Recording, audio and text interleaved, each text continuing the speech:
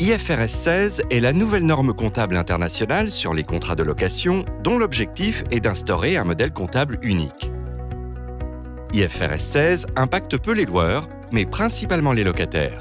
Dorénavant, les locataires devront enregistrer la majorité de leurs contrats de location dans leur compte. Cette norme entre en vigueur à partir du 1er janvier 2019. Ces normes sont appliquées dans plus de 143 pays à travers le monde. Elles constituent un langage comptable unique pour toutes les entreprises de ces pays. Ces normes sont appliquées de manière obligatoire par les sociétés cotées, mais également de manière volontaire par certaines entreprises non cotées. Les normes IFRS améliorent l'information financière en termes de qualité, comparabilité et transparence.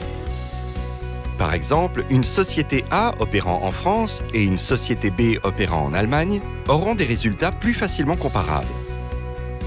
IFRS 16 concerne tous les actifs loués sur une période de plus de 12 mois et d'une valeur supérieure à 5 000 €, comme par exemple des bâtiments, du matériel industriel, des équipements informatiques et bien sûr des flottes de véhicules.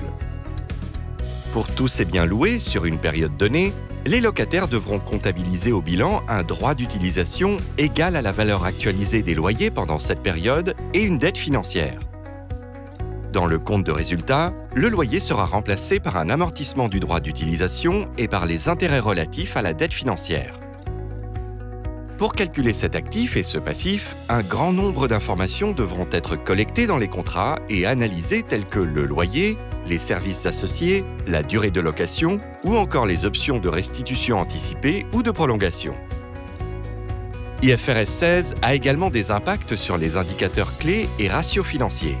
Il améliore le résultat opérationnel et dégrade l'endettement financier. Cela vient à modifier les ratios financiers à respecter dans le cadre des contrats de prêt. Les équipes Overlease se tiennent à votre disposition pour vous accompagner dans la mise en place d'IFRS 16.